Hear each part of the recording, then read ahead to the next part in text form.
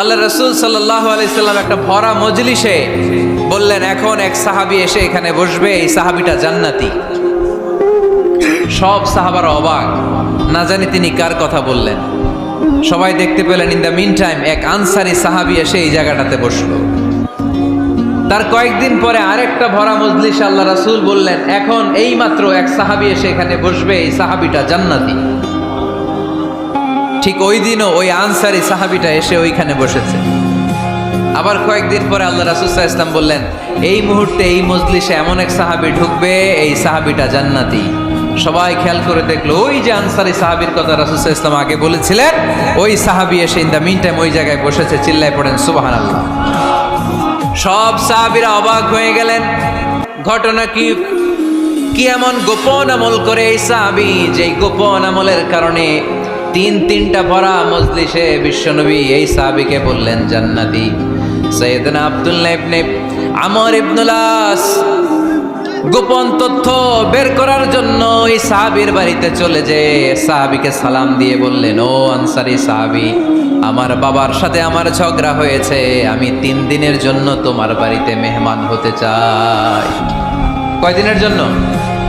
3 দিন। ওই আনসারী সাহাবী বলল, আহলান ও সাহলান, খুশ আমদেদ, আপনি আমার মেহমান হবেন, এটা তো আমার সৌভাগ্য। আসেন, থাকেন, এই ঘরে আমি থাকি, এই ঘরটা ফাঁকা, আপনি এখানে থাকেন। এবার আব্দুল্লাহ ইবনে আমর ইবনুল আস খেয়াল করলেন কোনো গোপন আমল করে কিনা, কোনো নেক আমল আছে কিনা এই সাহাবীর, যে কারণে 3বার বিশ্বনবী এই সাহাবীরে জান্নাতি বলেছে। 3 দিন টানা 3 দিন লক্ষ্য করার পরে সাইয়েদনা আব্দুল্লাহ ইবনে আমর ইবনুল আস এই সাহাবীর মধ্যে তেমন বিশেষ কোনো নেক আমল, গোপন আমল আর দেখতে পায় নাই। 3 দিন যখন শেষ, যাওয়ার পথে বলে, ভাই আসলে আমার আব্বার সাথে আমার তেমন কোনো ঝগড়া টগড়া হয় নাই।